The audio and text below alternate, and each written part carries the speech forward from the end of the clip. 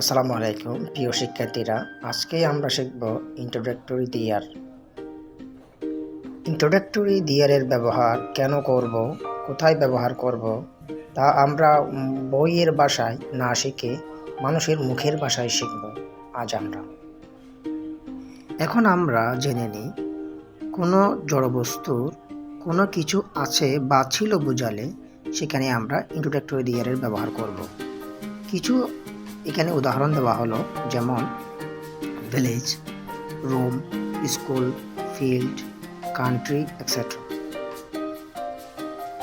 এইসব জড়বস্তুর সাথে কিছু আছে বোঝালে আমরা ইন্ট্রোডাক্টরি দিয়ার ব্যবহার করব। আসুন আমরা ইন্ট্রোডাক্টরি দিয়ারের ব্যবহারের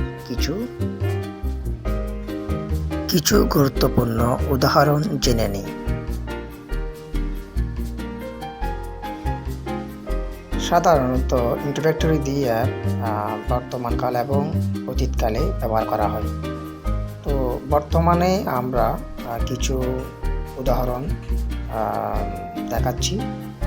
দেখুন, আমাদের গ্রামে একটা পুকুর আছে। তো there is a pond in our village. এখানে একটা পুকুরের কথা বলা হয়েছে, আর আমাদের গ্রামে একটাও পুকুর নাই। তার মানে এক্ষেত্রে there is no pond in our village. আমাদের গ্রামে কি পুকুর আছে? Is there a pond in our village? আমাদের গ্রামে কি পুকুর নাই? Isn't there pond in our village? এখানে আমরা দেখতে পাচ্ছি সেন্টেন্সের ভিন্নতা, যা আমরা এখানে ব্যবহার করেছি শুধুমাত্র সিঙ্গুলার নাম্বারের ক্ষেত্রে। আসুন আমরা পরবর্তীতে প্লুরাল নাম্বারে আমরা চলে যাই।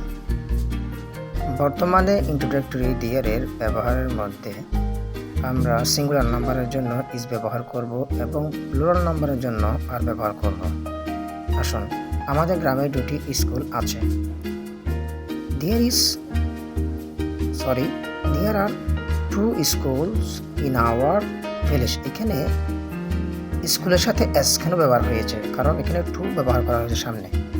তো সামনে যখন টু ব্যবহার করা হচ্ছে, আমরা দুটি স্কুল, সেই ক্ষেত্রে আমরা স্কুলের পাশে এস লাগালাম, এস দিয়ে প্লুরাল করে দিলাম। তাহলে there are two schools in our village.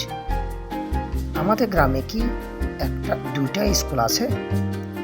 R there two schools in our village. আমাদের গ্রামে কি দুইটা স্কুল আছে? তাহলে এক্ষেত্রে আমরা বুঝতে পারলাম সিঙ্গুলারের ক্ষেত্রে আমরা ইজ ব্যবহার করব এবং প্লুরালের ক্ষেত্রে আমরা আর ব্যবহার করব। আসুন আমরা পরবর্তীতে অতীতকালে দেয়ারের ব্যবহারটা জেনে নিই। অতীতকালে কোনো জড়বস্তুর কিছু ছিল বোঝালে সেক্ষেত্রে আমরা ইন্ট্রোডাক্টরি দিয়ার ব্যবহার করব। আমাদের গ্রামে একটি পুকুর ছিল। দেয়ার ওয়াজ আ পন্ড ইন আওয়ার ভিলেজ। এখানে ওয়াজ কেন ব্যবহার করলাম? ওয়াজ হলো সিঙ্গুলার, ক্ষেত্রে আমরা ওয়াজ ব্যবহার করব। আমাদের গ্রামে একটি পুকুর ছিল না। There was no pond in our village.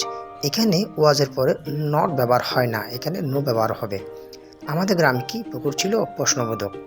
কোনো ব্যক্তিকে কোনো প্রশ্ন করবেন এভাবে, was there a pond in our village? আমাদের গ্রামে কি একটি পুকুর ছিল না? Wasn't there a pond in our village? তাহলে এখানে আমরা বলবো জড়বস্তুর ক্ষেত্রে ইন্ট্রোডাক্টরি দিয়ারের ব্যবহার। এখন আমরা চলে যাব প্লুরালের ক্ষেত্রে।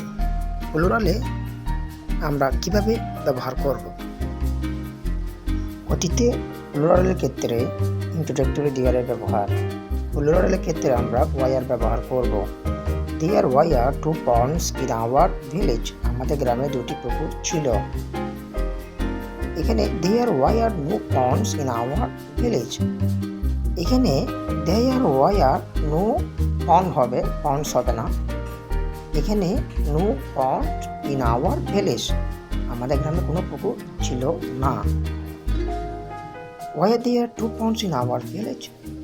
এখানে why are যখন সাবজেক্ট হিসেবে ব্যবহার করবো তখন আমরা এটা প্রশ্নবোধক হয়ে যাবে। কেউ কারো থেকে প্রশ্ন করতে পারে যে আমাদের গ্রামে 2টি কি পুকুর ছিল।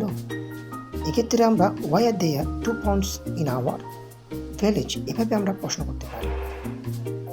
আসুন পরবর্তীতে আমরা ইন্ট্রোডাক্টরি দেয়ারের আরও একটি নতুন ব্যবহার জানব। ইন্ট্রোডাক্টরি দেয়ারের আরও একটি নতুন ব্যবহার হচ্ছে, যেমন কোনো ব্যক্তি কোনো এলাকায় বা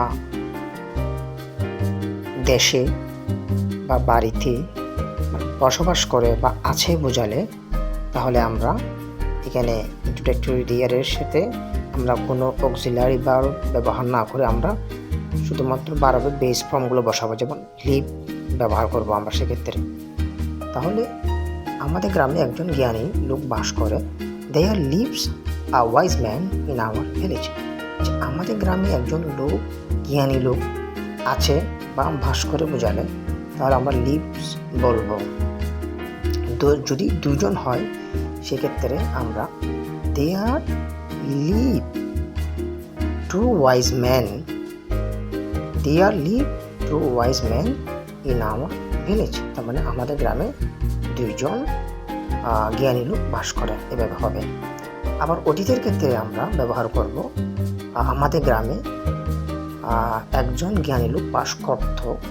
দেয়ার lived a wise man in our village. শুধুমাত্র কোনো লোক বাস করে, এক্ষেত্রে আমরা শুধু ব্যবহার করব। প্রিয় শিক্ষার্থীবৃন্দরা, আপনাদের যদি কোনো প্রশ্ন থাকে আপনারা আমাকে কমেন্টের মাধ্যমে জানাবেন।